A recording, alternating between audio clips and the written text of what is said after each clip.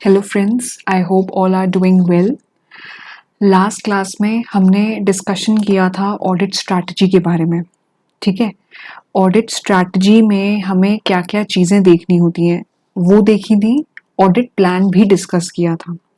Audit plan में basically मैंने आपको जो जो पॉइंट्स एक्सप्लेन किए थे उसको बहुत ज़्यादा डिटेल में मैंने नहीं बताया था आपको। जैसे जो मेन पॉइंट्स है उसमें डिस्क्रिप्शन ऑफ ऑडिट प्लान के बारे में बताया था। ऐसे 315 ऐसे 330 एक्सप्लेन किया था। उसके बाद बताया था कि क्लाइंट के बिजनेस की नॉलेज होनी चाहिए ऑडिटर को। ठीक, आई होप उसके मेन जो पॉइंट्स थे स्टार्टिंग फ्रॉम ए वो आपको समझ आए होंगे। कुछ एग्जाम्पल्स गिवन थे, वो एग्जाम्पल्स मैंने बहुत ज़्यादा डिटेल में एक्सप्लेन आपको इसलिए नहीं किए थे क्योंकि वो बहुत ही ईजिली रिलेटेड हैं आपके पॉइंट से। वो एग्जाम्पल्स ऐसे हैं कि फर्स्ट रीडिंग में ही आपको समझ आ जाएंगे। जैसे जब हम अपना बी पॉइंट पढ़ रहे थे कि एंटिटी का नेचर की नॉलेज होनी चाहिए, उसके किस तरह के ऑपरेशंस होते हैं, क्या स्ट्रक्चर है, गवर्नेंस स्ट्रक्चर्स, ओनरशिप, इन्वेस्टमेंट्स, किस किस कंपनी में वो इन्वेस्टमेंट कर रही है, एंटिटी किस तरह से फाइनेंस हो रही है। मान लीजिए एंटिटी बिजनेस ने मान लीजिए बिजनेस कंसर्न ने कोई लोन ले रखे हैं फाइनेंशियल इंस्टीट्यूशन से, कुछ लोन ले रखे हैं बैंक से, तो कितना फाइनेंसिंग हुई है, कितना ज़्यादा वो एक्सटर्नल बोरोइंग्स पे डिपेंडेंट है। ठीक है, ये जानने के लिए तो एंटिटी की अब इसमें एग्जाम्पल्स में क्या क्या आता है। देखिए, ऑडिटर को एक ब्रॉड व्यू रखना पड़ता है, ब्रॉड पर्सपेक्टिव रखना पड़ता है। कोई भी ऑडिट स्टार्ट करने से पहले ऑडिटर जब अपनी प्रोफेशनल स्केप्टिसिज्म पूरी तरह से यूज करेगा तभी वो ऑडिट को अच्छे से कैरी आउट कर पाएगा। तो अब क्लाइंट के बिजनेस की नॉलेज की बात रही तो क्लाइंट के बिजनेस में अब उसे एंटिटी का नेचर जानना है। तो एंटिटी का नेचर उसे कैसे पता चले। देखिए, सबसे पहले तो वो ये देखे कि एंटिटी की यानी कि बिजनेस की अर्निंग्स कहाँ कहाँ से हो रही हैं, जो उनके मेन ऑपरेशंस है। मान लीजिए टेक्सटाइल कंसर्न है कंपनी, टेक्सटाइल का काम है, टेक्सटाइल मैन्युफैक्चरिंग का काम है। एक यूनिट में मैन्युफैक्चरिंग होती है, दूसरे में ट्रेडिंग भी होती है। ठीक, उनके अलग अलग आउटलेट्स हैं अलग अलग शहरों में, और वहाँ वहाँ इनके जो है इन्हीं के इन हाउस प्रोडक्शन से सारे गुड्स जो हैं उधर ट्रांसफर होके सेल होने के लिए, कस्टमर को सेल होने के लिए जाते हैं। तो एंटिटी की मेजर सोर्स ऑफ अर्निंग क्या है। अच्छा, दूसरी चीज, अगर बिजनेस की कुछ एफडीज हैं, बिजनेस के नाम से कुछ एफडीज हैं, बैंक्स में कुछ इन्वेस्टमेंट्स हैं, दूसरी कंपनीज में इन्वेस्टमेंट्स हैं, तो वो भी एक तरह की अर्निंग का सोर्स है ना, वो इनडायरेक्ट इनकम में आ जाएगा। तो इस तरह के जितने भी अर्निंग के सोर्सेज हैं उससे रिस्क पता चलेंगे कि किसमें कितना रिस्क इन्वॉल्व हो सकता है। अब मेन लाइन ऑफ जो ऑपरेशंस हैं उसको डील करने में क्या रिस्क है, उसमें कितना परसेंटेज रिस्क है, प्लस जो इनडायरेक्ट इनकम हो रही है मान लीजिए इन्वेस्टमेंट्स के थ्रू, बैंक्स के थ्रू, उसमें क्या लेवल ऑफ रिस्क है, कितना कितना सक्सेप्टेबल है मैनेजमेंट फ्रॉड के।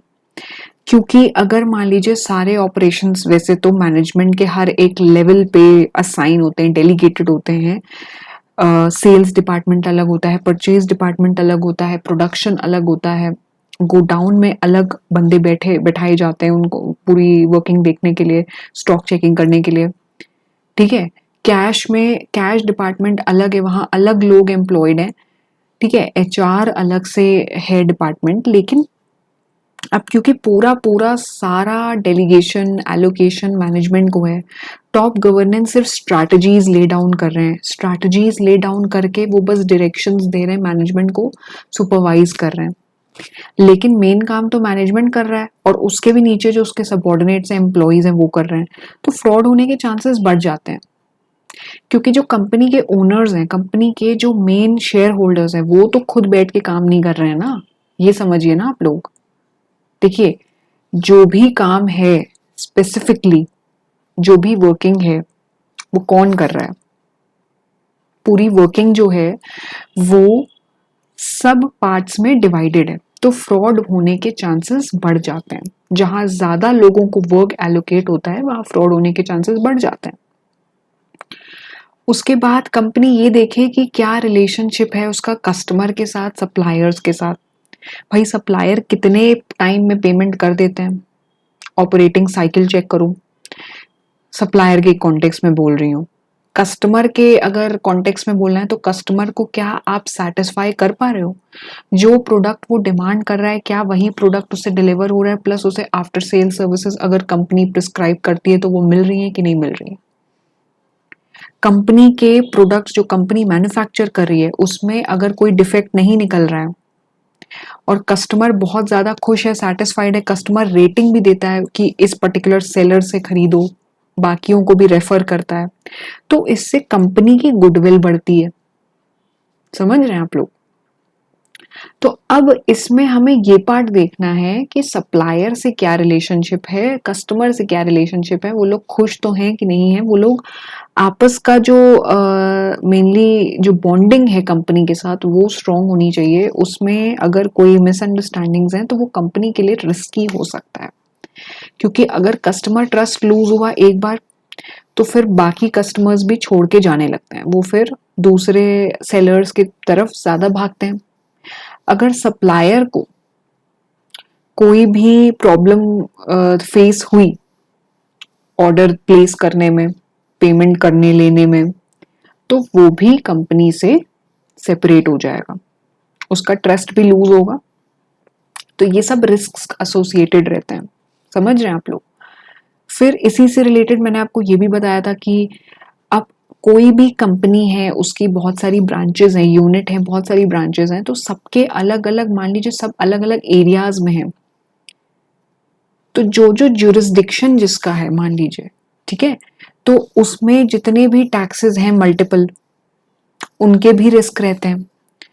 कुछ मान लीजिए यूनिट्स इंडिया में है, कुछ इंडिया के बाहर हैं, कुछ नेबरिंग कंट्रीज में है, कुछ लंदन यूएस में है, तो वहाँ के टैक्स सिस्टम्स अलग होते हैं, अकाउंटिंग सिस्टम्स अलग होते हैं, तो उनसे मैच करना is also a risky thing ना। उसमें भी अगर कोई मिसस्टेटमेंट अराइज हो रही है तो वो रिस्की काम हो जाता है। तो अब इसके अलावा एक दो एग्जांपल्स और थे, जैसे अब मान लीजिए ट्रांजैक्शंस हो रहे हैं जो कि नॉर्मल कोर्स ऑफ बिजनेस में नहीं है, कॉम्प्लेक्स ट्रांजैक्शंस हैं। एंटिटी ने कोई बिजनेस कंसर्न है, उनकी बहुत सारी मान लीजिए प्रॉपर्टीज थी, उन्होंने लीजिंग का काम भी शुरू किया है, यानी कि अपनी कुछ प्रेमाइसेस वो रेंट पे दे रहे हैं, रेंट की सर्विसेज प्रोवाइड कर रहे हैं दूसरी पार्टीज को, मान लीजिए रिलेटेड पार्टीज को दे रहे हैं या किसी अननोन को भी दे रहे हैं, तो वो आर्म्स लेंथ प्राइस पे होना चाहिए ना, अगर रिलेटेड पार्टीज को दे रहे हैं तो ये सारे ट्रांजैक्शंस भी इसमें इन्वॉल्व होते हैं। फिर मैंने आपको ये भी बताया था कि अकाउंटिंग पॉलिसीज का सिलेक्शन क्या है और कैसे अप्लाई कर रही है एंटिटी, ये जानना बहुत जरूरी है। ठीक है, इसके लिए एक स्पेशलिस्ट का होना जरूरी है, वो देखे कि ऑडिट प्रोसीजर्स परफॉर्म हो रहे हैं, प्रॉपर डिस्क्लोजर्स हो रहे हैं कि नहीं, न्यू डिस्क्लोजर्स अगर करने हैं, कुछ चेंजेस हुए हैं, मान लीजिए किस तरह की पॉलिसी कोई फॉलो हो रही है, अकाउंटिंग पॉलिसी, उसमें कुछ अमेंडमेंट्स आते ही रहते हैं, तो वो उस हिसाब से जो भी अमेंडमेंट्स आ रहे हैं, तो क्या एंटरप्राइज उन अमेंडमेंट्स को केटर करते हुए अपनी सेगमेंट्स में उतनी स्पीडली वो चेंजेस को अडेप्ट कर पा रही है कि नहीं कर पा रही है, तो ये सब चीजें कंसिडर होती हैं। ठीक, इसके अलावा ये भी था कि ऑब्जेक्टिव्स और स्ट्रैटेजीज जो हों उससे भी रिस्क एसोसिएटेड रहते हैं। बिजनेस रिस्क मैंने आपको एग्जांपल दिया था कि कुछ जो जितने भी कॉम्पिटिटर्स हैं उनके साथ पार पे रहना, उनके साथ एट पार चलना कंपटीशन में। अगर न्यू प्रोडक्ट्स वो लोग लॉन्च हो रहे हैं तो कंपनी भी अपने हिसाब से अपडेटेड रहे, कस्टमर का सेटिस्फैक्शन लूज ना होने दे। ठीक, कुछ कुछ सप्लायर्स ऐसे होते हैं, सिग्निफिकेंट सप्लायर्स होते हैं कंपनी के लिए, जो एक कंपनी के लिए मेनली प्राउड वाली बात होती है कि हम इन सप्लायर से एसोसिएटेड हैं, तो उनके साथ अपना रिलेशनशिप स्ट्रॉन्ग करे कंपनी, क्योंकि उनके जाने का भी रिस्क रहता है।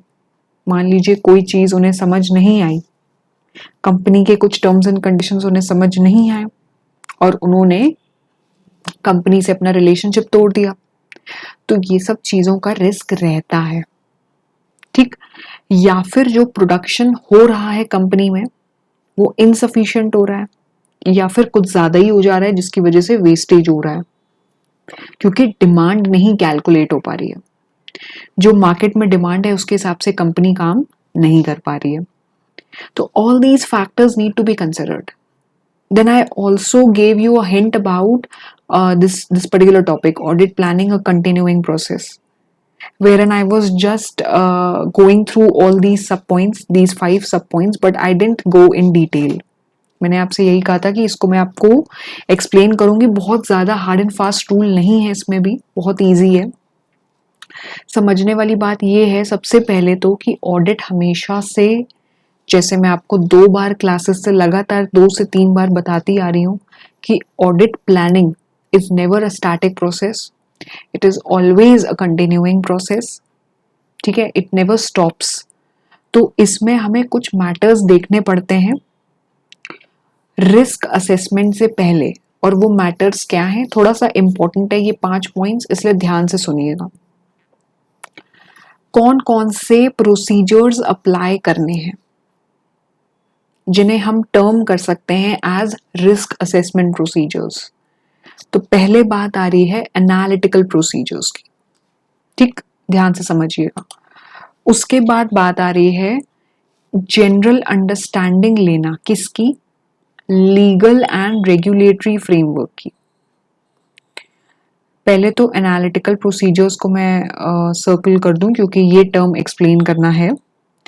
सेकेंड पॉइंट बोलता है कि कंपनी में क्या लीगल रेगुलेटरी फ्रेमवर्क फॉलो हो रहा है, उसकी अंडरस्टैंडिंग लो।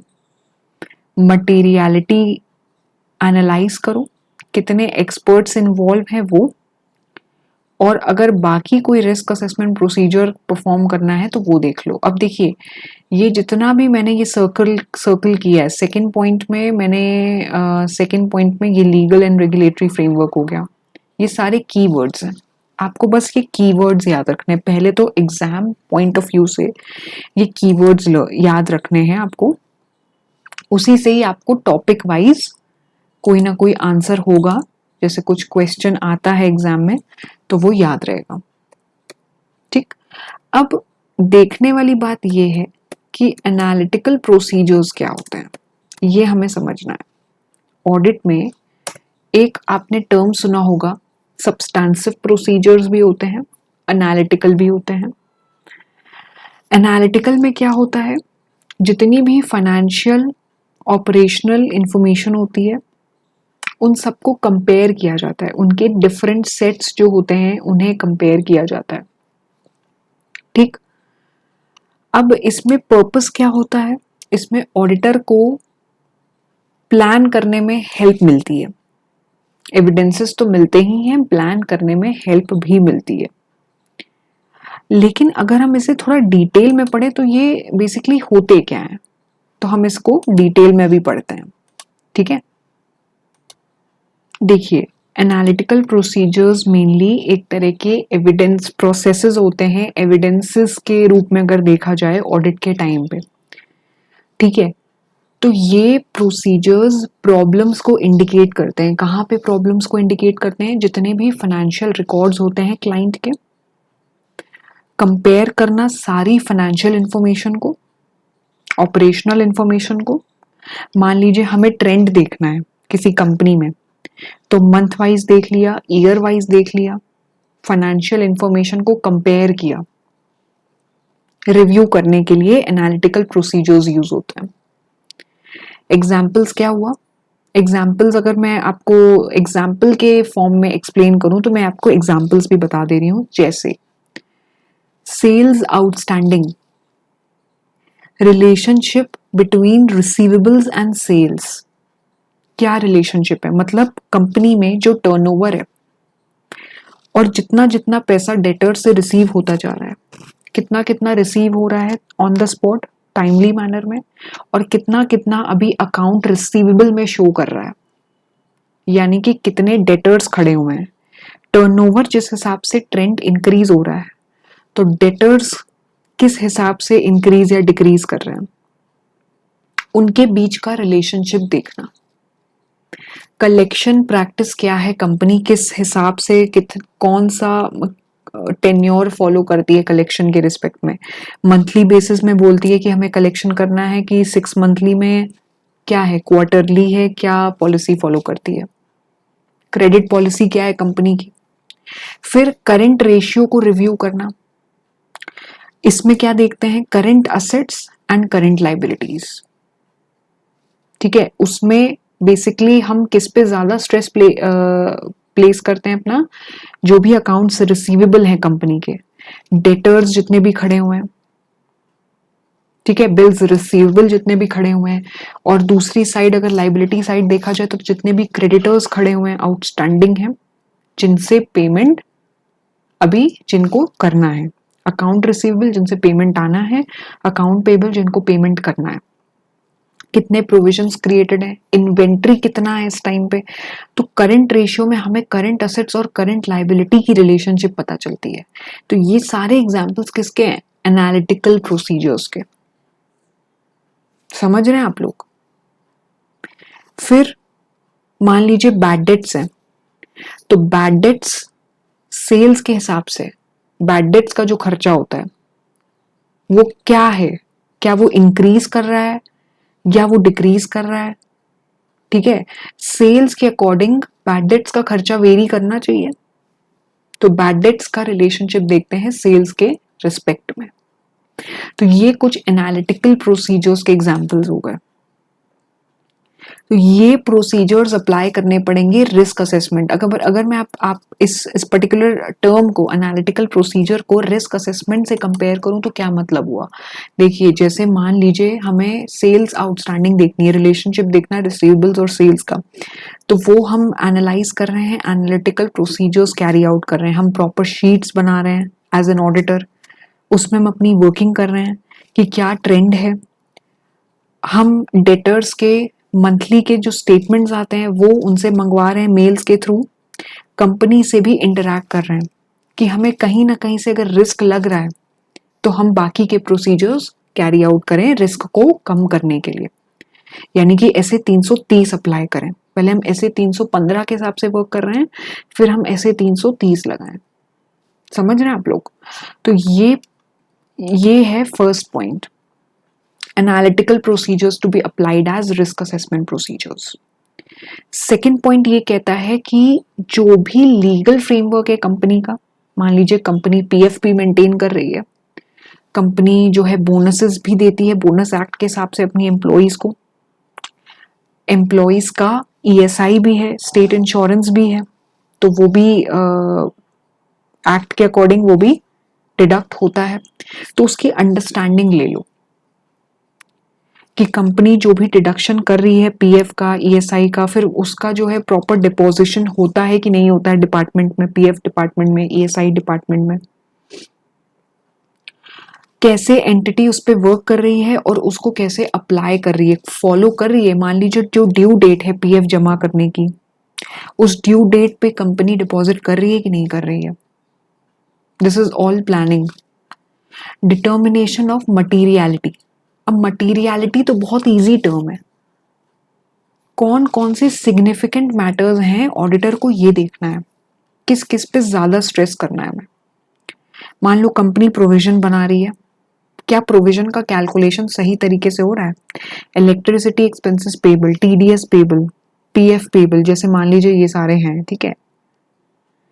तो किसी एम्प्लॉय की मान लीजिए वेजेस भी पेंडिंग है, तो वेजेस पेबल भी आ रहा है उसमें, तो अब वेजेस पेबल पे ऑडिटर की नजर गई कि क्यों हर मंथ में तो वेजेस पे हो ही रहे हैं, इस महीने में कि क्यों नहीं पे हुए, क्यों प्रोविजन क्रिएट हुआ है। थोड़ा सा स्ट्रेस दिया उस पे, देखा तो समझ आया कि हाँ ये सिग्निफिकेंट इशू है क्योंकि ये थोड़ी सी अनयूजुअल एक्टिविटी लगी, तो इस पे थोड़ा सा डिस्कशन करना पड़ेगा कंपनी के मैनेजमेंट से, एम्प्लॉइज से। उसके बाद कितने एक्सपर्ट्स इन्वॉल्व हैं,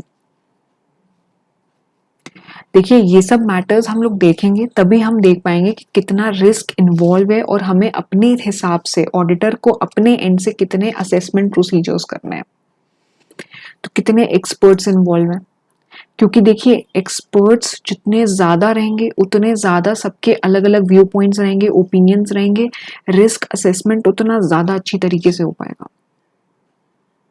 तो ये है वो 5 पॉइंट्स जो मेनली उन मैटर्स में आते हैं जो ऑडिटर को देखने चाहिए, प्लानिंग के टाइम पे कंसिडर करने चाहिए रिस्क असेसमेंट से पहले।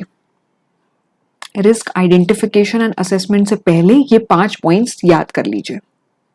Analytical procedures, legal regulatory framework, materiality, experts, risk and other risk assessment procedures. ठीक, कीवर्ड्स आप याद रखेंगे तो आपको इजीली टॉपिक समझ आएगा। अब इसके बाद का जो टॉपिक है that is about overall audit strategy and audit plan. तो इसमें क्या है, इसमें एग्जाम्पल्स दिए हुए हैं, चलिए मैं आपसे डिस्कस कर लेती हूँ। इसमें बेसिकली है क्या, इसमें ऑडिटर जो है वो डिस्कस कर सकता है प्लानिंग के एलिमेंट्स एंटिटी की मैनेजमेंट से, मतलब जैसे जैसे उसने प्लानिंग करी है वो ये बात डिस्कस कर सकता है मैनेजमेंट से, कंपनी के डायरेक्टर्स से, बोर्ड से, कि हमने कैसे प्लानिंग करी है, हमें कैसे वर्किंग करनी है।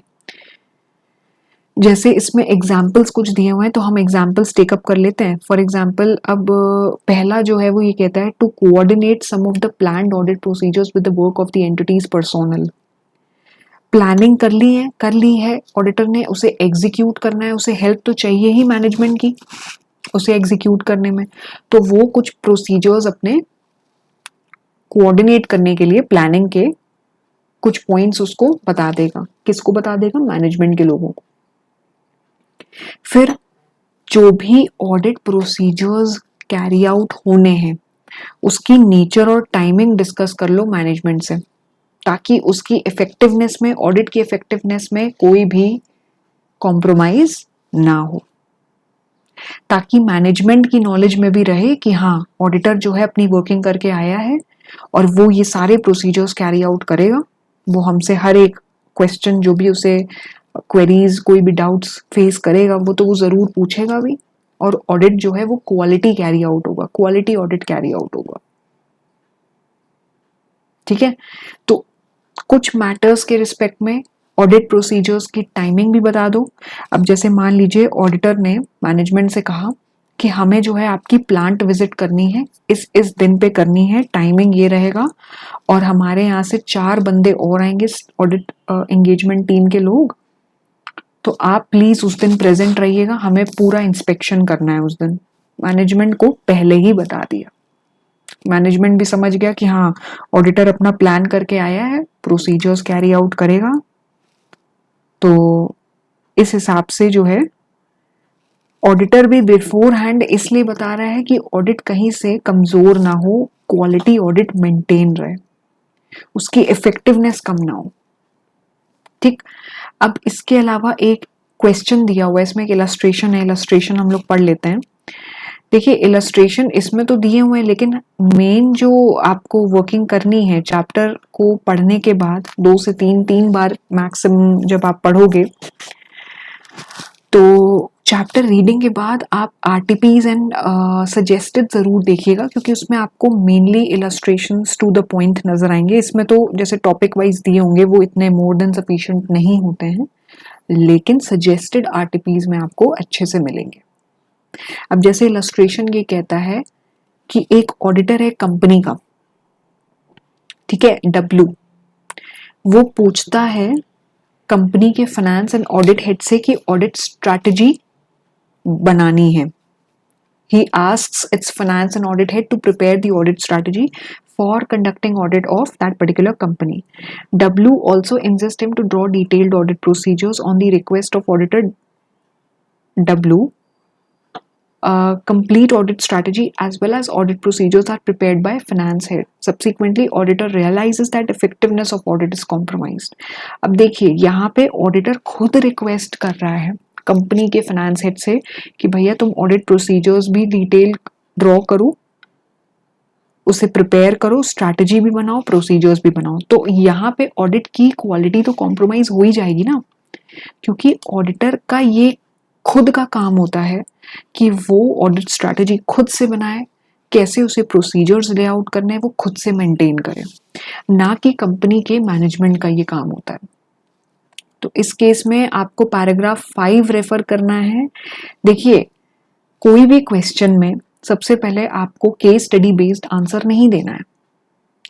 जो टॉपिक हम मान लीजिए पढ़ा हुआ है, जिस टॉपिक से रिलेटेड वो क्वेश्चन है, उस टॉपिक की एक्सप्लेनेशन देनी है।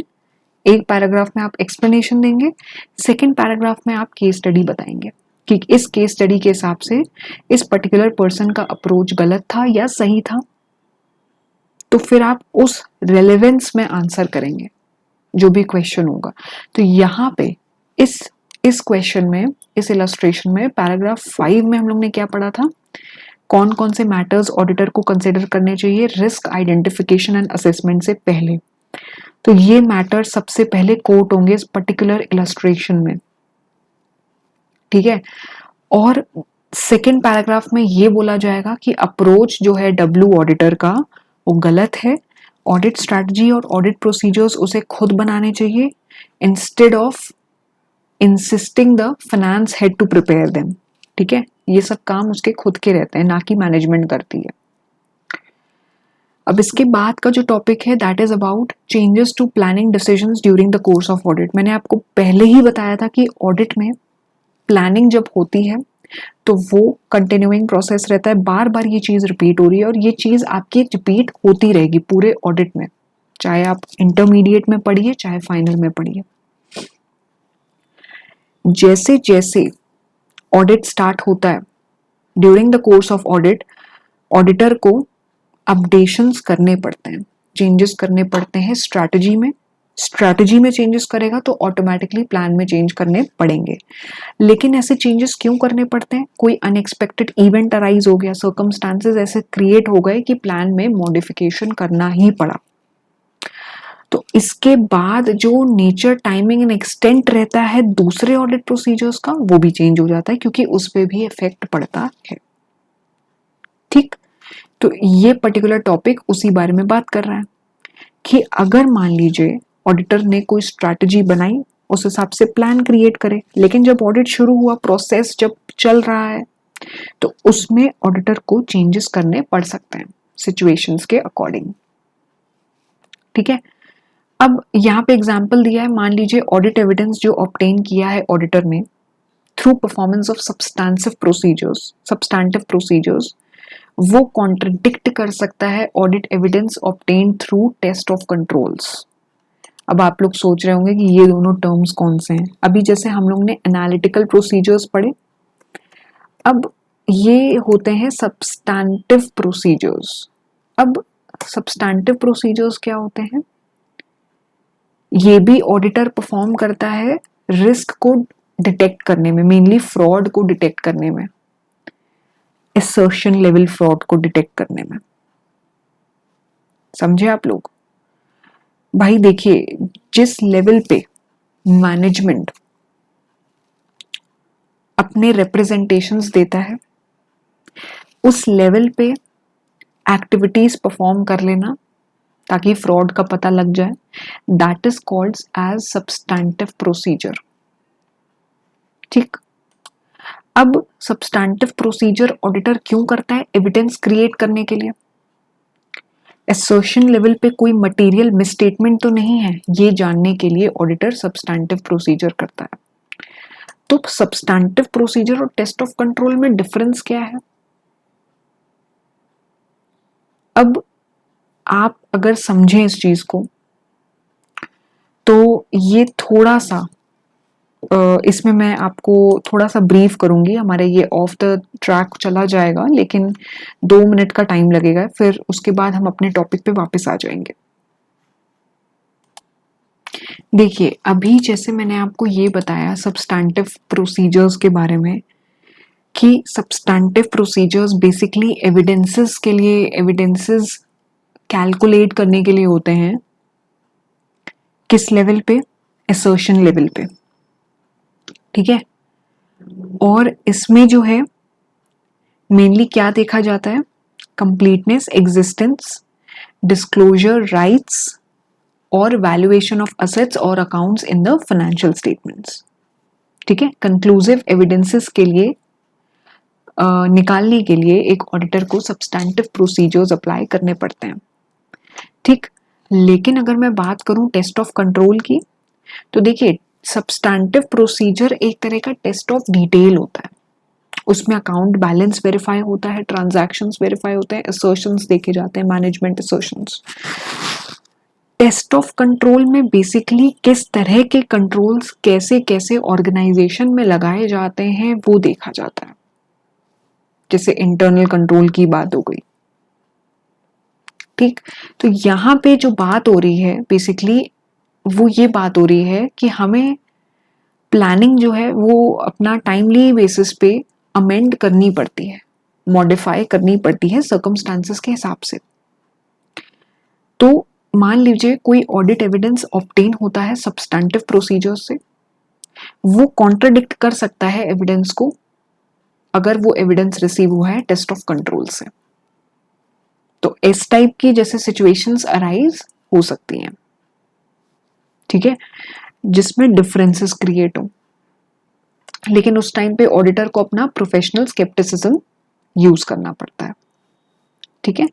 और रैशनल बेसिस पे ये डिसाइड करना होता है कि उसे कैसे ऑडिट स्ट्रैटेजी को मॉडिफाई करना है, क्योंकि उसे फिर ऑडिट प्लान भी मॉडिफाई करना पड़ेगा एंड देयर बाय अल्टीमेटली जो भी नेचर, टाइमिंग एंड एक्सटेंड रहेंगे प्रोसीजर्स के वो भी चेंज हो जाएंगे, ठीक। अब इसके बाद जो मेन टॉपिक है that is about direction, supervision and review. अब डायरेक्शन, सुपरविजन एंड रिव्यू में क्या बोलना चाह रहे हैं, इसमें ये बोलना चाह रहे हैं कि ऑडिटर जो है उसे अपने टीम मेंबर्स के वर्क को डायरेक्ट भी करना है, सुपरवाइज भी करना है एंड रिव्यू भी करना है।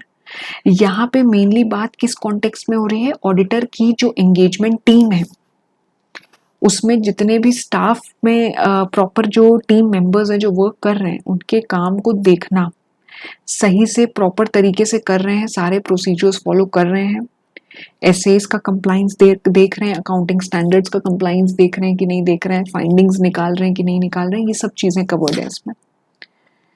तो जो भी डायरेक्शन एंड सुपरविजन एक ऑडिटर की तरफ से अपनी टीम के ऊपर रहेगा वो डिपेंड करता है 3 फैक्टर्स में, जो यहाँ 3 फैक्टर्स स्टेटेड हैं।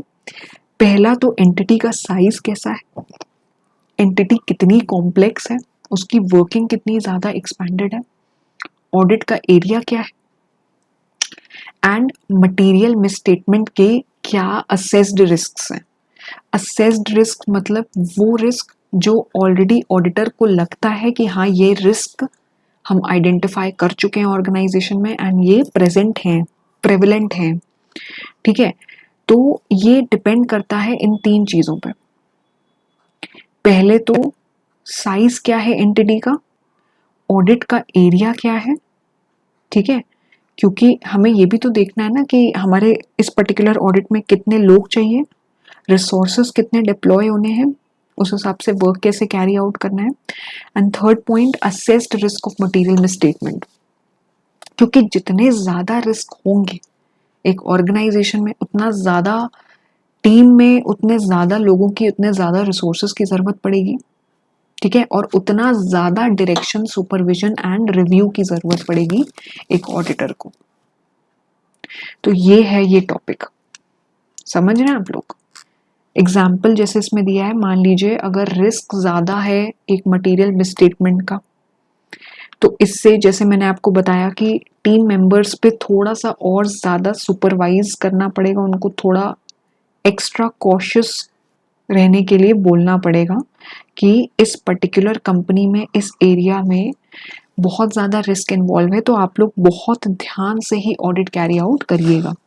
तो इस तरह से डायरेक्शंस देने पड़ेंगे ना अपने टीम मेंबर्स को। फिर इसके अलावा किस पे डिपेंड करेगा direction, supervision, individually team members की क्या क्या कॉम्पिटेंस लेवल है, क्या क्या कैपेबिलिटीज है। उनकी सिर्फ हमें डिग्री नहीं देखनी है, क्वालिफिकेशन नहीं देखनी है, उनका कॉम्पिटेंस लेवल चेक करना है, उनका पोटेंशियल देखना है, कितना ज़्यादा फास्ट वर्क कर पाते हैं वो। अच्छा, अगर स्लो वर्क कर भी रहे हैं तो क्या वो क्वालिटी वर्क कर रहे हैं कि नहीं। तो ये सब चीज़ें एनालाइज कौन करेगा, ऑडिटर ही तो एनालाइज करेगा अपने टीम में लोगों के, ठीक। तो अब हमारा ये टॉपिक जो है मेनली वो एंड हो गया है। इसके बाद का जो टॉपिक है that is about documentation of audit plan, जो कि हम नेक्स्ट क्लास से स्टार्ट करेंगे। अब हमारा ये पर्टिकुलर जो चैप्टर है इसमें आपको हर एक पैराग्राफ वाइज अलग अलग चीज़ें मिलेंगी। तो हम इसमें पर्टिकुलरली एक क्वेश्चन आंसर सेशन भी रखेंगे जिसमें हम आरटीपीज में सजेस्टेड में से कुछ सिलेक्टेड क्वेश्चंस डिस्कस करेंगे। वो हम चैप्टर एंड होने के बाद ज़रूर करेंगे। फिलहाल अगर आपको आज की क्लास में कोई भी डाउट हो तो प्लीज़ मुझे कमेंट बॉक्स पे लिख के भेजिए। वीडियो अच्छी लगी हो तो do not forget to like the video, share the video. और इसके अलावा अगर आपको कोई भी क्वेरी हो, कुछ भी डाउट हो तो मुझे कमेंट बॉक्स पे लिख के भेजिए, या फिर इंस्टाग्राम के मेरे पेज पे आप मुझे डीएम भी कर सकते हैं। मेरे पेज का नाम है सी ज्योति ट्यूटोरियल्स। एंड इसके अलावा मैं अपना एक नंबर भी इनक्लोज कर दूंगी डिस्क्रिप्शन बॉक्स में, जिसमें आप मुझे क्वेरीज के लिए एक बार कॉन्टैक्ट कर सकते हैं। So that's all for today, and next class से will be taking up documentation of audit plan. Thank you.